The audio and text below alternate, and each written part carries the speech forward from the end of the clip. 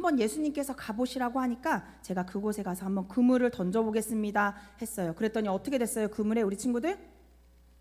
그물에 물고기가 잡혔어요? 안 잡혔어요?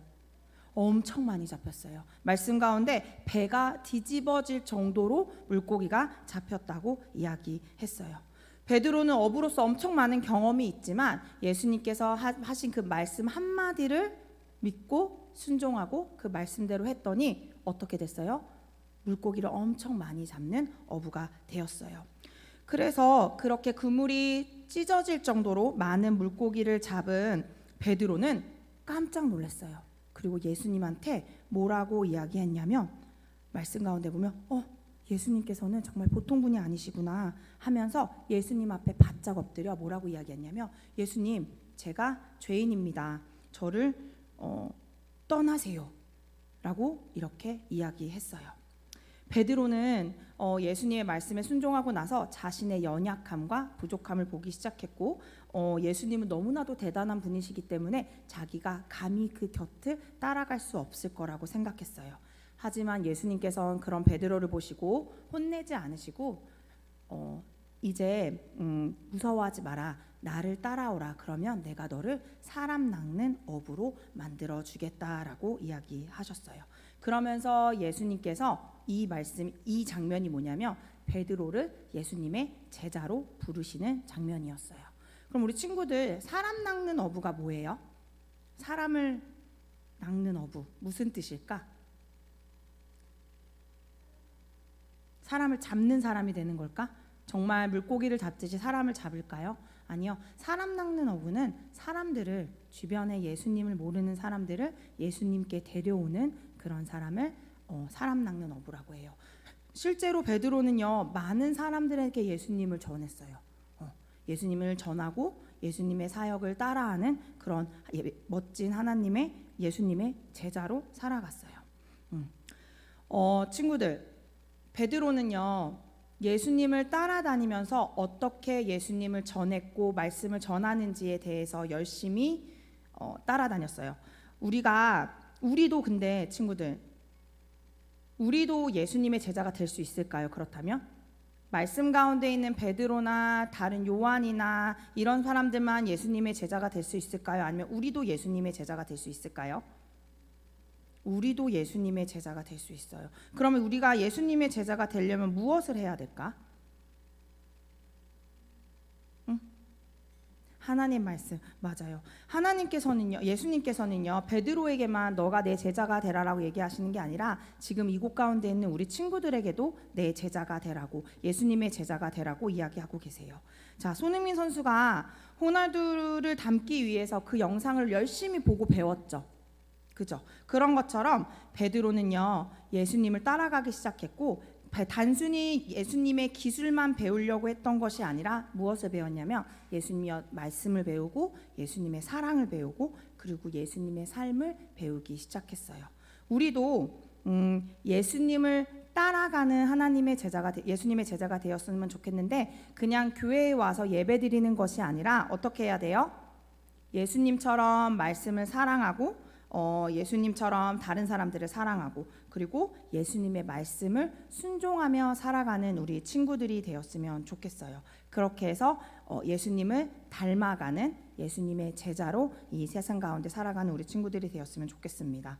자, 그래서 우리 친구들이 이번 주에 예수님의 말씀에 순종하고 예수님을 닮아가는 한 주로 살아가는, 그래서 멋진 예수님의 제자의 모습으로 살아갈 수 있는 우리 동원교회 친구들이 되기를 축복합니다. 그렇게 할 수 있는 친구들은 아멘.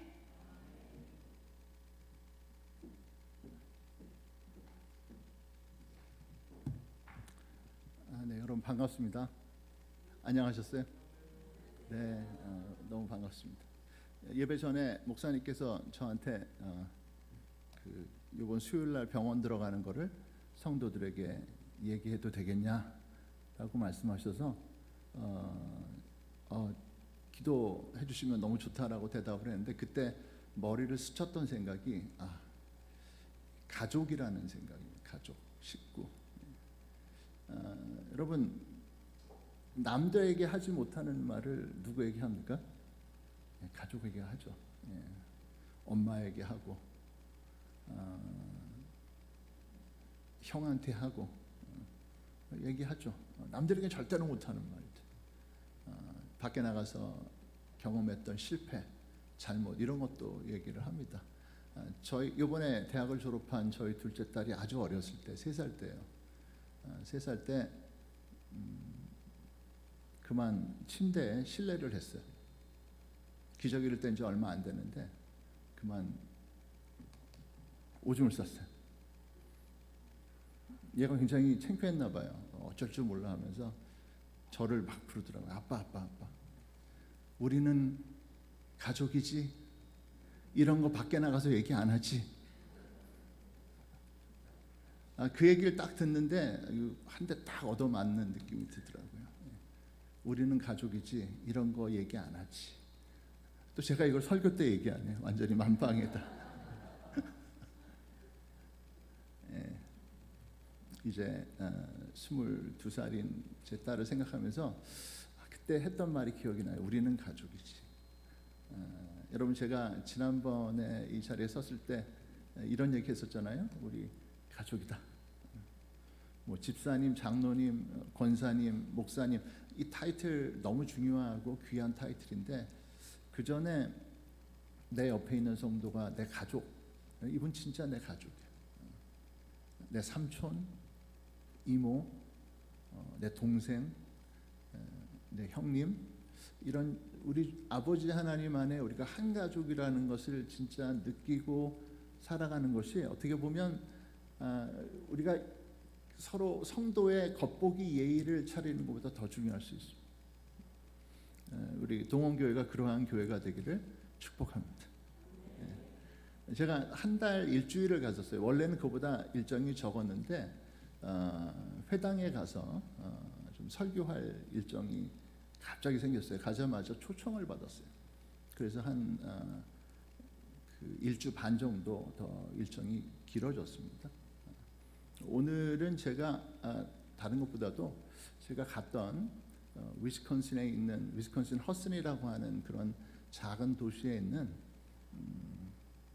베스 임마누엘, 그러니까 임마누엘 회당 갔던 얘기를 여러분들에게 전해주면서 영적 공동체, 제자 공동체에 대한 이야기를 함께 나누고 싶습니다.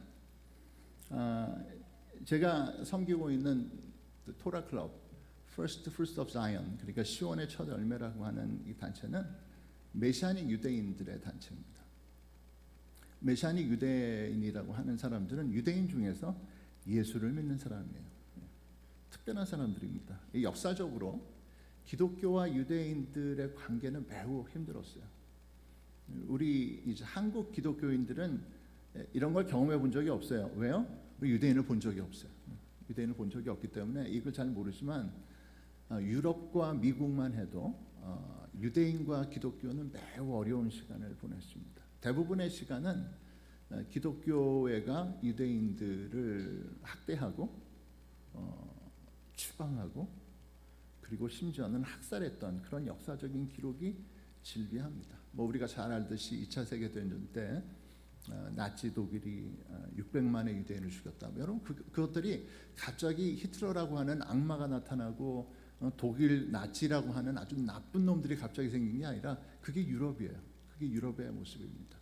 유대인들을 너무 미워하고 증오했기 때문에 누군가 불을 붙이게 되니까 산불처럼 이런 일들이 일어난 것입니다. 그러다 보니까 유대인들에게 있어서 기독교란, 유대인들에게 있어서 예수란 우리 동족을 죽인 사람들이고 우리를 학대하는 사람들이고 절대로 우리가 같이 갈 수 없는 사람이다라고 하는 그런 생각을 가지고 있습니다. 하지만 하나님의 놀라운 은혜를 통해서 이 유대인들 중에서 예수를 믿는 사람들이 생겼습니다. 사실 따지고 보면 여러분 성경에 나와 있는 신약에 나와 있는 모든 제자들 우리가 조금 아까 우리 전사님 얘기하셨던 베드로도 그렇고요. 요한도 그렇고 사도 바울도 그렇고 성경에 있는 모든 예수를 믿는 사람들이 누구였죠? 다 유대인들이었잖아요. 그들이 바로 메시아닉 유대인이에요. 예수를 믿은 첫 번째 유대인들이에요.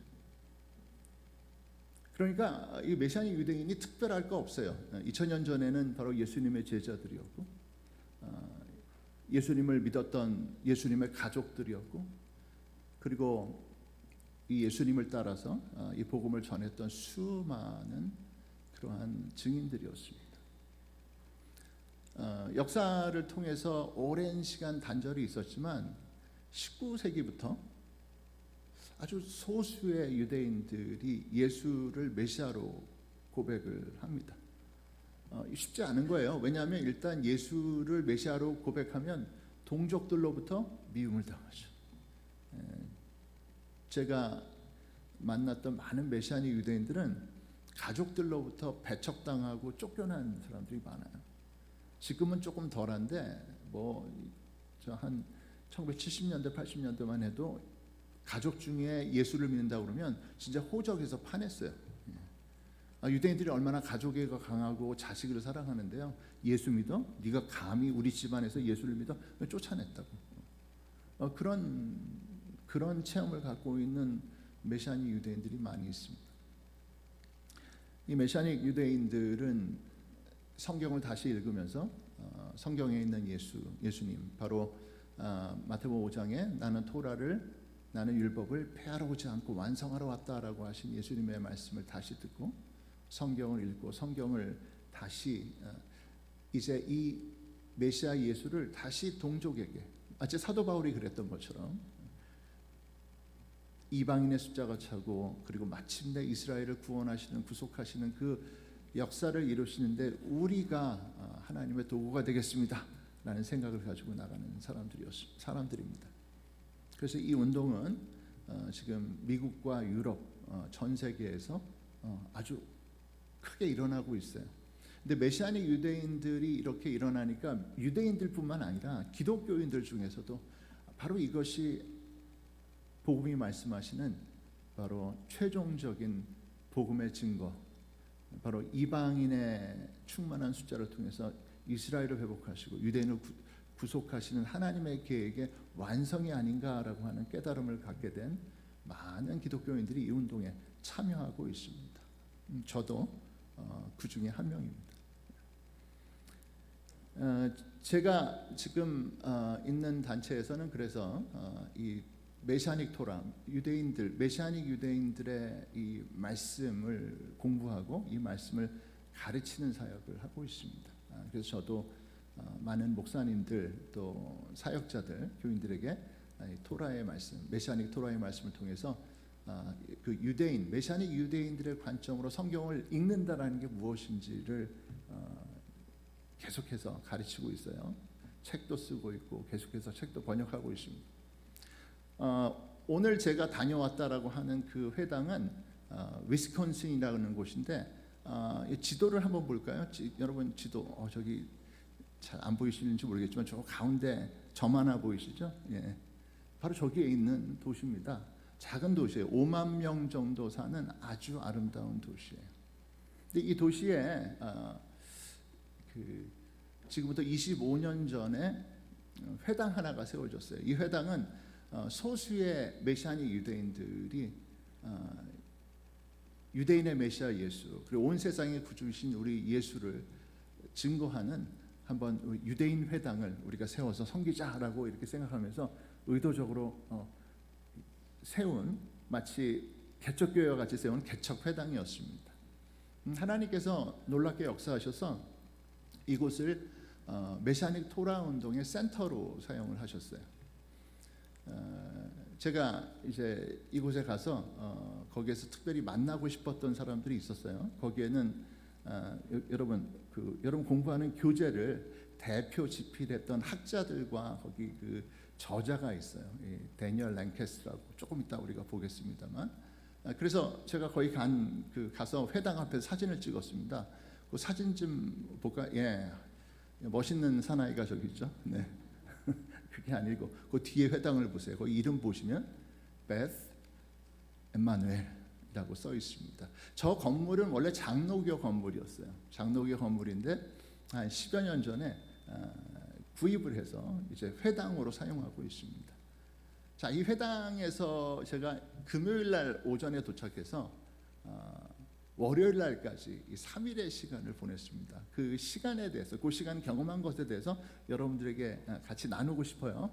네, 또 넘겨주세요. 예, 자, 회당은 저렇게 생겼습니다. 근데 여러분 잘 안 보이시겠지만 이 회당은 올소독스 회당이에요. 뭐냐면 정통파 회당입니다.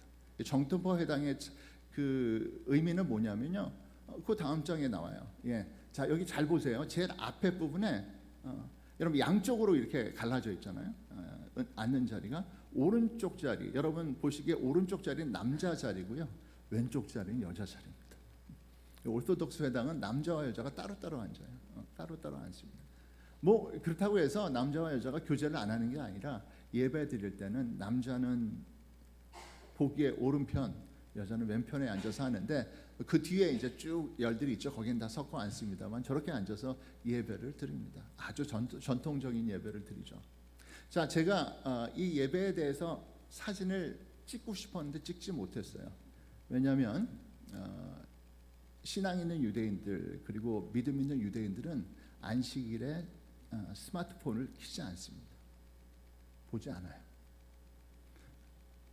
여러분 예배 때 우리가 잠깐 전화 보고 싶은 마음 들잖아요. 그거 이상한 거 아니에요. 뭐 알림도 오고 뉴스도 나오고 막 보고 싶은 마음이 들잖아요. 근데 아예 유대인들은 꺼버려요. 꺼버립니다. 그리고 오직 어디에 집중해요? 예배, 하나님 말씀에 집중합니다. 그러니까 안식일의 시간은 그런 시간이에요. 세상과 끊고 오직 하나님께 집중하는 시간이다라는 거죠. 그 예배 때요, 저는 폰을 가져갔어요. 폰을 사용하기 위해서나 사진을 찍기 위해서 가져갔는데 차마 못 그러겠는 거야. 저 이상한 목사가 와가지고, 이방인 목사가 와가지고 안식일 날 폰 꺼내서 사진 찍는 모습이 매우 불편할 것 같아서 아예 사진 찍기를, 이 안식일 예배는 사진 찍기를 포기했습니다. 네, 사진 또 넘겨주세요. 예. 자, 여러분 여기 남자들이 앉아 있는 자리인데 저거는요 예배 드리기 전에 기도하고 있는 모습이에요. 예배 드리기 전에 먼저 기도하면서 하나님 앞에서 예배를 준비하고 있는 남성 리더들의 모습입니다. 그 뒤에도 자리가 있어 사람들이 앉아 있지만 특별히 저 자리에 앉아서 기도하는 사람들은 스스로 하나님의 말씀을 맡은 사람이라고 하는 그런 책임감을 가지고 저 자리에 앉아 있습니다. 네, 우리 또 다음 사진 볼까요? 네. 자, 여러분 예배를 제가 하나도 사진 찍지 않았습니다. 예배에 대해서 잠깐 말씀드리고 저 사진을 설명드릴게요. 여러분 예배가요, 우리 예배가 시간이 어느 정도 드리죠? 주일날 1시간, 한 10분, 15분 정도 드리잖아요. 여러분 저는 3시간 반 예배를 드리는 회당 예배를 처음 드려봤어요. 9시에 시작해서 12시 거의 30분이 돼서 끝나더라고요. 이게 어떻게 가능하냐? 여러분 유대인들의 예배는 우리의 예배와 좀 달라요. 굉장히 많은 성경 구절들을 읽습니다. 성경을 읽어요. 성경을 읽습니다. 히브리어로 읽어요. 그리고 굉장히 많은 기도문들이 있어요. 기도문을 계속해서 기도문을 통해서 기도합니다. 물론 설교도 있어요. 설교가 30분에서 1시간인데 이걸 다 포함해서 3시간 반의 예배를 드리는 겁니다. 또 이 예배당에요, 뭐가 없냐면 마이크로폰이 없어요. 이게 꽤 큰 예배당이거든요. 여기보다 더 큰 예배당인데 마이크로폰이 없어요. 그리고 영상 녹화도 안 합니다. 영상 녹화도 안 해요. 모든 것은 하나님 앞에서 합니다. 매주에 토라 포션이 있습니다. 여러분 토라 공부하시는 분들 아시겠지만 그 주에 지정된 토라 포션이 있는데 이 전체를 히브리어로 읽어요. 여러 명의 그 리더들이 나와서 읽습니다. 읽어요. 전체를 읽습니다. 제가 갔던 그 주가 민수기 나소의 말씀을 이제 읽는 때인데 나소가 토라 포션 중에 가장 긴 말씀이에요. 그래서 토라 포션, 토라의 말씀을 읽고 이 예언서의 말씀을 읽고 신약 성경 읽는데 50분 걸렸어요. 그 전체 읽는데 말씀만 읽는데 50분 걸렸습니다. 그리고 나서 제가 설교를 하게 됐습니다. 설교하려고 딱 섰더니 거기에 이제 제가 존경하는 메시아니 유대교 학자들이 앉아 있는 거예요. 여기 앉아 있고 저기 앉아 있고 앉아 있으니까 설교가 내가 무슨 설교하지? 이 앞에서 설교하는 게 너무나 이게 힘들게 느껴지는 거예요. 그렇지만 하나님께서 제게 마음속에 주셨어요. 너에게 있는 것을 해라라고 해서 설교했습니다. 그래서 제일 맨 처음에 제가 이런 얘기했어요. 내가 여기서 오늘 설교하는데 두 가지 중에 한 가지가 일어날 것이다. 하나는 뭐냐면 높이뛰기 선수같이 하이바를 뛰어넘든지 아니면 오늘 굉장히 재미있는 조크를 듣고 여러분들은 돌아가게 될 것입니다. 이렇게 하니까 거기 있는 이 유대인 성도들, 메시아닉 성도들이 깔깔거리고 웃더라고요. 일단 저 사람이 와서 이상한 얘기 안 하나라고 하는 그런 마음 없이 기쁨으로 그 설교 시간을 하게 되었습니다. 제가 특별한 것은 아니지만 이 회당에서 사람을 세울 때는 그 회당에서 특별하게 인정하는 사람을 세웁니다. 그것이 제가 대단한 것이 아니라 엄청난 부담이 되는 거예요. 내가 여기 와서 이 사람들이 고백하고 이야기하는 것이 우리 한국 그리스도인들과 그리고 우리 한국 토라 클럽을 대표한다라는 것에 대한 부담감이 있었어요. 말씀을 맡았다라고 하는 부담감이 제게 있었습니다. 그런데 놀라운 것은요, 3시간 반의 시간 동안 어른들도 아이들도 우리 교회도 우리 아이들이 이렇게 함께 예배드리지만 그 3시간 반을 함께 하는 거예요. 귀찮은 표정도 없고요, 힘들어하는 것도 아니고 온 마음과 온 정성을 다해서 하나님 말씀을 읽는 거예요. 들으려고 하는 거예요. 제가 큰 감동을 받았습니다. 어떻게 저렇게 하지? 자, 3시간만 예배가 끝났습니다. 점심을 먹고 돌아오니까 오후에 토라 공부를 하더라고요. 청년들이 모여서. 또 그날 그 시간도 제가 특강을 했습니다. 너무 열심히 하는 거예요. 아니, 이 사람들이 이렇게까지 열심히 한다고? 하고 믿어지지 않았는데 더 놀라운 것은 이제 안식일 3번째 식사 시간이에요. 저게 바로 그 시간인데요. 그러면 안식일 3번째 식사 시간은 안식일이 끝나고 새로운 날이 시작되는 거죠. 안식일 다음 날은 무슨 날입니까? 주일이잖아요. 주일. 바로 그 저녁에 시작되는 거예요. 저기 모여서요, 3번째 식사를 하면서 그때부터 바이블 스터디를 시작하더라고요. 무슨 바이블 스터디요? 그리스도에 대한, 메시아에 대한 스터디를 시작하더라고요. 한 6시 반, 7시가 돼서 식사가 시작했는데요,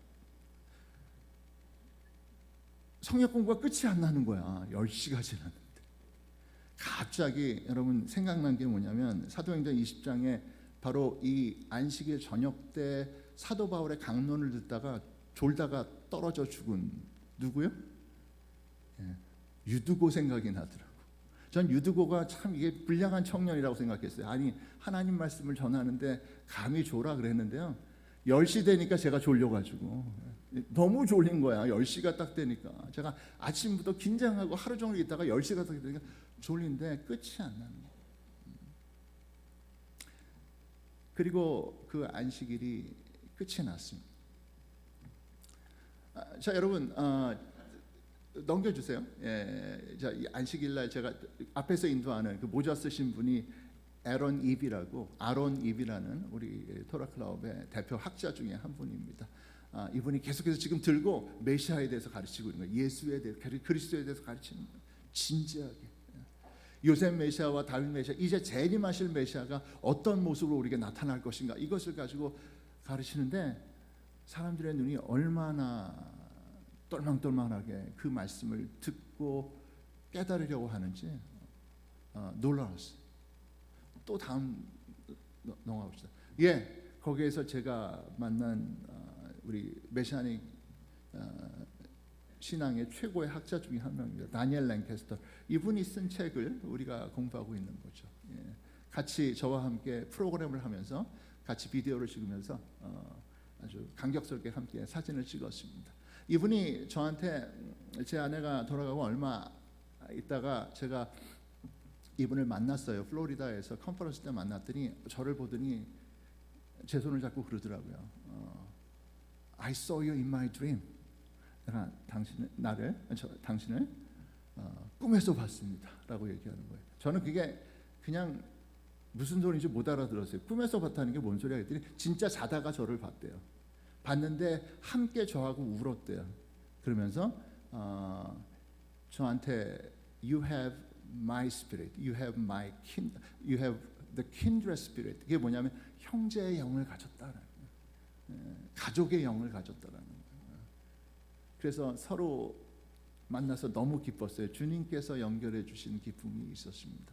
여러분, 성도의 교제는요 그냥 친해지는 교제가 아니고 저 사람하고 오랫동안 만나서 우리가 누리는 교제가 아닙니다. 하나님의 성령이 주시는 교제입니다. 우리 사랑하는 동원교회 성도 여러분, 성령의 교제가 있기를 축복합니다. 그래서 성령의 교제 안에 있으면요 정말 그 사람이 내 안에 들어오고 내가 그 사람 안에 들어가요. 저는 우리 데니얼 랭캐스터와 그런 교제를 나누고 깊은 얘기를 나눴어요. 자신의 가족의 이야기를 저에게 해주고 저의 가족의 이야기를 해주고 기도 제목을 나눴습니다. 솔직하게 가족이니까 아까 얘기한 대로 다 솔직하게 나눴어요. 저희 고민들. 여러분, 그러한 성령 안의 교제가 우리 안에 넘치기를 바랍니다. 네, 또 넘어갈까요? 네. 자, 그런데요 주일날 그 다음 날 이제 주일 아침에 이미 주일이 시작됐죠. 아주 놀라운 그런 예식에 참여했습니다. 저 예식은 남자아이예요. 머리가 긴 남자아이죠. 3살 된 남자아이들의 머리를 잘라주는 예식이에요. 저 예식은 뭐냐면은 남자아이가 3살이 되면은요 모든 공동체가 와서 그 아이의 머리를 조금씩 잘라줘요. 다 잘라줍니다. 그리고 머리를 보관을 해요. 그 의미는 뭐냐면 이 아이에게 이제부터 하나님의 말씀을 가르치겠습니다. 그런데 그냥 하나님의 말씀을 목사님이 가르치고 랍비가 가르치는 게 아니라 우리 공동체가 가르치겠습니다라는 의미에서 모든 사람이 나와서 머리를 잘라주는 거예요. 조금씩. 그래서 그 다음 장 사진 보시면요. 예. 네, 지금 거기서 만난 이제 가족이에요. 요 얘기는 조금 이따 드릴게요. 예, 다시 가보세요. 예, 지금 나와서 머리 자르는 거예요. 머리를 가위를 가지고 머리를 갖다 다 자르는 거야. 수십 명이 나와서 머리를 자르는 거예요. 그렇게 머리를 자르고 있는데요. 제 옆에 10살짜리가 있고 그 옆에 어른 하나가 있는데 이 어른이 그 10살짜리 애한테 이렇게 얘기하더라고요. 좌슈아였나 봐. 아이 이름이 좌슈아. 여호수아야. 너 알아? 내가 너 3살 때 머리 잘라준 거? 내가 네 머리 잘랐어. 이 아이가 아주 너무 기쁘게 웃는 거예요. 웃는 거예요. 자, 이게 무슨 얘기인가요? 여러분, 저 아이의 머리를 누가 잘라요? 네, 성도들이 잘라줘요. 저 아이의 영적 성장과 말씀을 통한 양육을 누가 책임져요? 네, 성도들이 책임지겠다라는 거예요. 내 애를 잘 키우고 내 말씀 잘 가르치고 내 애를 성공시키겠습니다가 아니라 우리 아이들을 우리가 키우겠습니다. 여러분, 우리 애들 어디 있어요? 여기 우리 애들을 잠깐 봅시다. 저 집 애가 누구 집 애가 아니라 저 집 애는 누구 애다? 예, 우리 애예요. 우리가 머리 잘라준 아이들이고 우리가 기도로 책임져야 되고 우리가 말씀으로 책임져야 되는 아이들이다라는 거죠. 예. 또 넘어갈까요? 예. 제가 너무 반가워가지고 저도 가가지고 사진을 찍었어요. 그래서 제가 나중에 제가 크면 내가 너 머리 자르는 이 예식에 내가 함께했던 성 목사다라고 밝히려고 그래요. 축복해 줬어요. 제가 축복해 줬어요.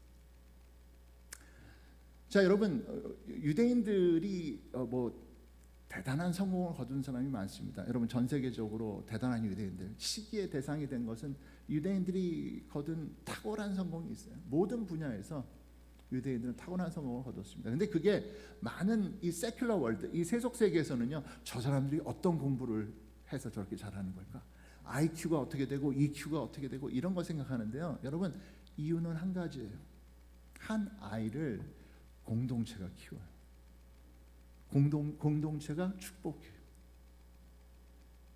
이 아이가 잘못되어 갈 수가 없어요. 이것을 기억하는 동안 이 아이는 믿음 안에서 성장하게 되고 이 아이에게 주신 최고의 하나님의 가능성을 실천하고 실현하게 됩니다. 여러분 숫자가 많은 거 아니잖아요. 우리 아이들이 여기 우리 아이들 10손가락에 세워지는 아이들이 있어요. 이 아이들을 통해서 하나님께서 큰 일을 이루실 줄 믿습니다. 제가 옛날에는요, 한국이 이러다가 어떻게 하지? 역삼각형이잖아요. 이게 어른이 제일 많고 젊은이들이 줄어들고 아이들은 너무 적어. 이거 어떡하나 고민하다가 하나님이 주신 생각이 뭐냐면 그 한 아이가 10명, 100명, 1000명의 몫을 할 것이다. 아멘. 이것을 깨닫게 되는 거예요. 여러분 유대 공동체는요 아이들을 가르칩니다. 그러나 가르치기 이전에 축복합니다. 이건 좀 다른 거예요. 가르치는 것은 우리 부모의 부담감이죠. 바르게 가르쳐야 되고 또 우리 아이들을 책망해야 될 때도 있고요. 이것은 부모가 해야 되는 일이지만 보다 근본적으로 부모가 아이들에게 해야 되는 것은 축복하는 거예요. 복을 선포하는 거예요. 여러분 자녀가 너무나 마음에 든다 하는 분들도 계시겠지만 한편으로 그런 안타까운 마음을 가진 부모님들도 있지 않겠습니까? 저도 그래요. 안타까워요. 좀 저렇게 해줬으면 좋겠는데, 좀 이렇게 좀 나갔으면 좋겠는데 말하면 꼭 말대답하고 화내고 짜증내고. 여러분 자녀들이 그런 자녀들 있을 거예요. 좀 신앙생활 와서 열심히 했으면 좋겠는데 교회 안 나와요. 교회 중직자인데 장로님, 안수집사님, 권사님, 근데 우리 애들은 교회 안 나와요. 부담스러우실 수 있어요. 근데 여러분 걱정하지 마세요. 솔루션은 하나예요. 지금 축복하세요. 지금 그 말 안 듣는 아이를 축복하세요. 하나님의 복을 비세요. 선언하세요. 저는 특별히 말 안 듣는 애들에게 더 복을 선언합니다. 너는 주님께서 너를 통해서 큰 일을 이루실 것이다. 너는 잘 되래야 라고 얘기합니다. 아니 제가 그냥 말로 하는 게 아니라 진심으로 축복해요. 그러면요 그 말을 듣는 애들이요 이게 버르장머리 없다가도 좀 눈 꿈뻑꿈뻑하면서 이게 심상치 않은 말 같은 그런 생각이 드나 봐. 여러분의 자녀들이 주님께서 여러분의 자녀들의 인생을 통해서 큰 일을 행하실 줄 믿습니다. 답답하면 더 그렇게 얘기하세요. 우리 한국 부모님들은 이제 화가 날 대로 나면 이제 나중에 이 자녀들을 향해서 이렇게 좀 아주 그냥 하지 말아야 되는 얘기 하죠. 이 망할 X야 뭐 이렇게 얘기도 하고 이 빌어먹을 X야 뭐 이렇게 얘기를 합니다. 이게 진심 아니죠. 우리 자녀를 향해서 누가 그걸 원하겠어요. 하지만 우리도 모르게 분노한 것을 그렇게 표현하는데 여러분 화가 날 때마다 이렇게 얘기하세요. 저를 따라 얘기하세요. 잘된 놈아. 너는 잘 될 거야. 너는 지금 내 부모의 말을 안 들을지라도 하나님께서 너를 통해서 큰 일을 행하실 거야. 너는 잘 될 것이다. 유대 공동체의 복의 이 소스는 여기에 있습니다. 왜냐하면요 유대인들은 아브라함의 복이라고 하는 복의 기본값이 있어요. 여러분 이게 이제 우리 예수를 믿는 이방인과 유대인의 차이예요. 우리는 복의 기본값이 없어요. 우리의 복의 기본값은 오직 예수예요. 오직 은혜예요. 그냥 주셔야 되는 거야. 그렇지만 여러분 유대인들은요 하나님께서 기본값을 주셨어요. 그 기본값은 무엇입니까? 바로 아브라함의 복입니다. 그래서 아브라함의 복이 있기 때문에 이 사람들은요 아무리 힘들어도 자녀들에게 이 복을 나눠주는 거예요. 너는 아브라함의 복을 받은 자들이야. 그런데 우리가 예수 안에서 이 복을 우리의 복으로 받았습니다. 아멘. 이 복이 남의 복이 아니에요. 우리도 이 복을 받은 거예요. 사도 바울이 얘기한 대로 우리가 참 감람나무에 접붙임 바 되어서 우리 또한 그 감람나무의 일원이 됐다라는 거예요. 주님께서 주신 아브라함의 복, 주님께서 주신 모든 복이 우리 주 예수 안에서 우리에게도 왔다라는 거죠. 그런데 여러분, 부모 여러분, 우리 자녀들을 축복해야 되지 않겠습니까? 유대인들이 축복하는 시간이 있습니다. 축복하는 시간이 있어요. 우리 한번 넘겨주실래요? 네. 에론 이비 부부입니다. 제가 존경하는 우리 토라 학자고요. 네. 또 넘겨주세요.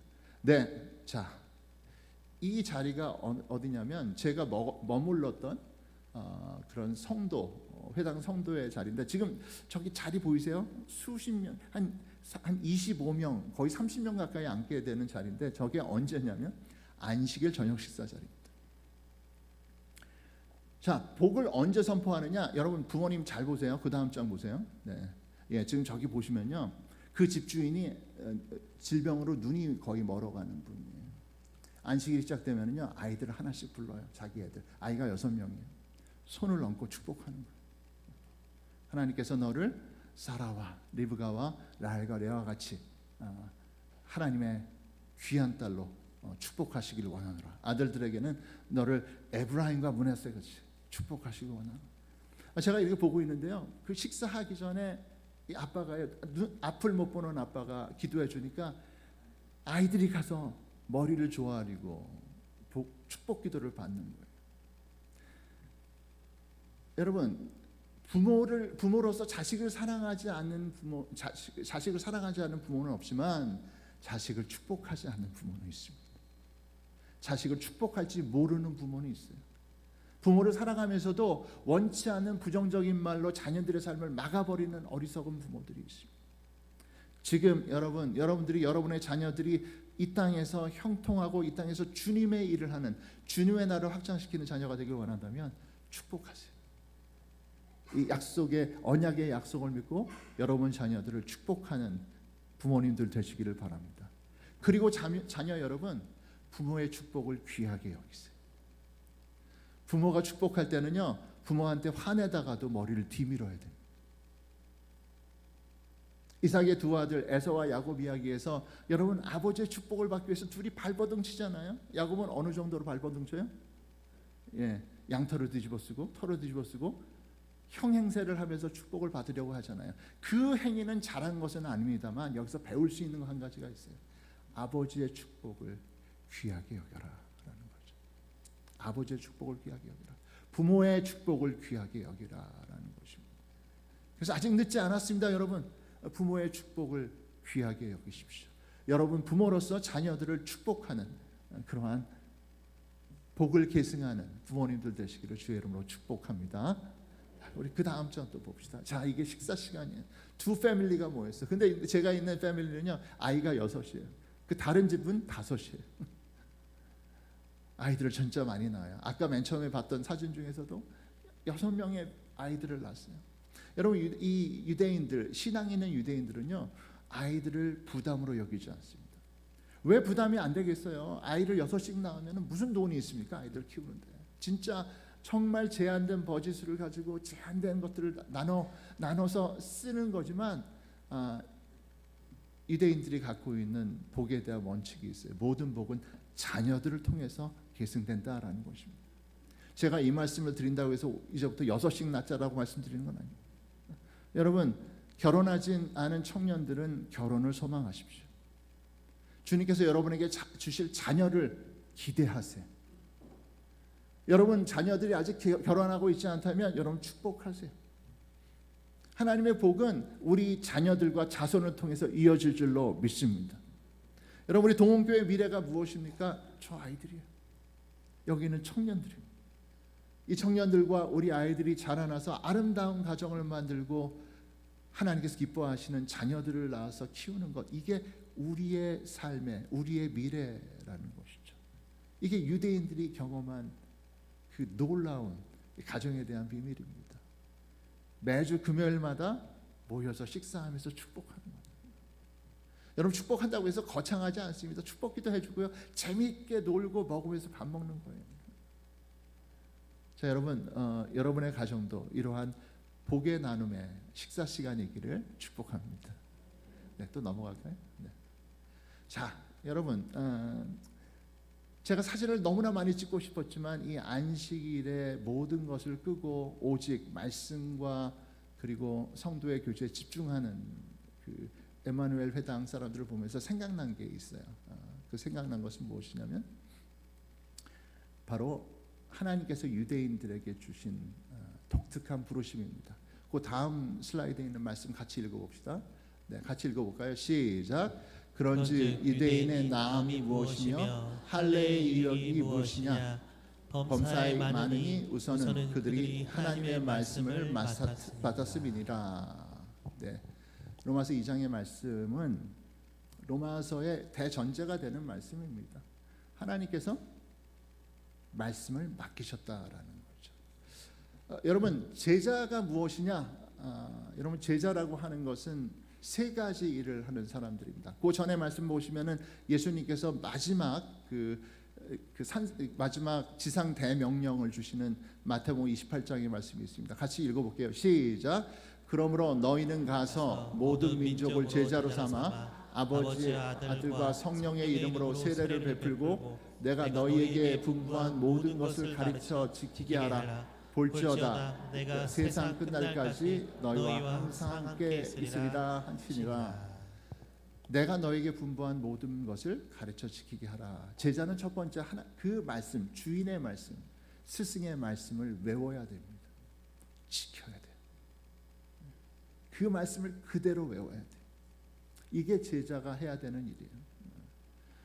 여러분, 우리가 교회 생활을 하고 신앙생활을 하면 직분을 받게 되고 또 교회에서 우리가 어떤 역할을 하게 됩니다. 이건 매우 귀중한 거예요. 집사님 되시고 장로님으로 섬기시는 것 중요하지만 이 모든 직분보다 더 중요한 가장 기본적인 하나님의 부르심의 자리가 있습니다. 그것은 예수님께서 불렀던 제자로의 부르심입니다.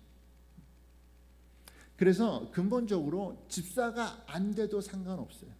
장로님이 아닐지라도 문제없어요.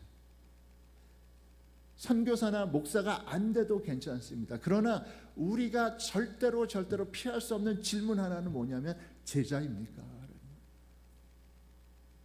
만약에 우리가 예수를 믿는데 난 제자 아니에요 라고 얘기한다면 굉장히 위험한 거예요. 나중에 예수님께서 우리를 보고 나는 너를 모른다라고 말씀하실 수 있습니다. 우리 기독교 신앙이 갖고 있는 착각이요, 우리 주 예수님의 그 은혜의 복음, 은혜의 구원이라는 게 마치도 나는 아무것도 안 하고 그냥 편하게 구원만 받을 거야 라고 하는 이런 착각을 주는 거예요. 여러분, 우리가 은혜의 구원을 받은 자들이라면 이제 제자도의 부르심을 받아야 됩니다. 여러분, 은혜의 구원 받으셨어요? 제자십니까? 동원교회는 대단한 교회야. 두 번째 소리가 더 크네. 그거예요. 그런데 여러분, 구원은 은혜지만 제자도는 거저는 아니에요. 제자도에는 꼭 우리가 드려야 되는 대가가 있습니다. 이게 제자도의 두 번째 삶이에요. 예수님의 삶을 살아야 돼요. 제자는 예수님의 말씀을 외우고 그 말씀을 배우고 가르쳐야 되고요. 두 번째는 그분의 삶을 살아야 돼요. 그분이 사신 것처럼 살아야 돼요. 섬기신 것처럼 섬기고, 사랑하신 것처럼 사랑하고, 증거하신 것처럼 증거하고, 그리고 십자가에 달신 것처럼 우리 또한 그 길을 걸어가야 된다. 여기엔 대가가 따르는 거죠. 예수님께서는 이 대가에 대해서 아주 솔직하게 말씀하셨어요. 가족보다 나를 사랑해야 된다. 내 목숨보다 나를 사랑해야 된다. 네 소유 전체보다 나를 사랑해야 된다. 여러분, 제자도의 길은 쉽지 않아요. 하지만 이 제자도의 길에는 엄청난 하나님께서 주신 약속이 있습니다. 우리 베드로 후서의 말씀, 아까 읽은 말씀이죠. 자, 이 말씀 읽는데요, 제가 세번역 말씀으로 했어요. 왜냐하면 세번역에 확실한 뜻이 드러나 있기 때문입니다. 우리 함께 읽어볼까요? 다 같이 읽습니다. 시작. 이렇게 모든 것이 녹아버릴 터인데 여러분은 어떠한 사람이 되어야 되겠습니까? 여러분은 거룩한 행실과 경건한 삶 속에서 하나님의 날이 오기를 기다리고 그 날을 당기도록 하여야 하지 않겠습니까? 그날에 하늘의 불타서 없어지고 원소들은 타서 녹아버릴 것입니다. 그날을 앞당기도록. 자, 여기 굉장히 우리가 잘 알지 못하는 비밀 하나가 있습니다. 베드로가 이런 얘기하는 거예요. 제자들에게 하는 얘기입니다. 도대체 우리는 어떤 삶을 살아야 되겠습니까? 라고 하니까 우리 주 예수님의 오심의 날을 앞당겨야 된다라는 거죠. 여러분, 제자도는 그냥 무한 의무만 있는 시간, 그러한 역할이 아니라 하나님께서는 우리 제자들에게 굉장한 영적 권위를 주셨습니다. 예수님께서 맨 처음 제자들을 부르셨을 때 그들에게 병 고치는 능력과 귀신 떠는 능력을 주셨어요. 이것은 단순한 기적 행하는 능력이 아니라 주님의 날을, 주님의 오시는 날을 앞당기는 사역을 얘기하는 겁니다. 여러분, 아까 제가 같이 보았던 그 메시아니 공동체의 사역에서 이 사람들이 기도하고 말씀을 읽으면서 기도하는 게 있어요. 아멘, 주 예수에 어서 오시옵소서. 그 나라가 빨리 임하시옵소서. 우리의 기도와 우리의 헌신과 우리의 주님을 향한 이 열심을 통해 온 세계가 주님 앞으로 메시아에게로 돌아오게 하시고 그 메시아의 날이 앞당겨지게 하여 주시옵소서. 자, 여러분, 우리는 알지 못하는 그 마지막 때 최후의 종말의 날을 그냥 아무 생각 없이 기다리는 구경꾼들이 아니에요.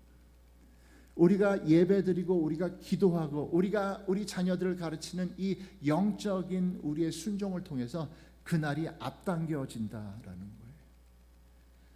이 땅에 임할 환난과 고통의 때가 감면된다라는 것이고, 제자들의 헌신은 이 세상을 구원합니다. 당장 눈앞에 전도의 열매가 안 보인다고요? 우리 교회가 아직 부흥하고 있지 않다고요? 여러분, 우리가 기도할 때 세상이 주님께로 돌아올 줄로 믿습니다. 우리의 찬양은 온 세상의 찬양을 앞장서서 하는 찬양이에요. 아까 우리가 찬양한 모든 찬양들은 우리만의 찬양이 아니라 그 찬양은 이 교회 담벽을 넘어서 온 세상을 채우는 하나님의 찬양이 될 줄로 믿습니다. 한 영혼, 한 아이, 한 청년의 구원과 변화는 저들을 통해서 돌아오게 될 수천 수만 명의 다음 세대 아이들을 예약하는 일이다라는 거예요. 여러분, 그러므로 우리 동원교회에 나아갈 길은 한 가지 길이에요. 우리 주 예수님의 제자가 되는 것입니다. 오늘 이 시대를 변화시키고 다가오는 그 시대를, 메시아 시대를, 바로 메시아의 통치의 시대를 앞당기는, 그래서 영원한 그 나라를 앞당기는 사람들이 되는 것, 여기 그러한 일꾼들이 많이 나오게 되기를 축복합니다. 우리는 가족입니다. 우리는 하나님 아버지 안에 있는 한 가족이고요, 우리는 우리 주 예수님을 쫓아가는, 영적 스승을 쫓아가는 제자들입니다. 이 영적 여정에서 한 사람도 낙오하지 않고 헌신과 순종으로, 또 쓰러진 사람들을 세워주는 열정과 사랑으로 함께 가는 우리 동원교회 모든 식구들 되시기를 주의 이름으로 축복합니다.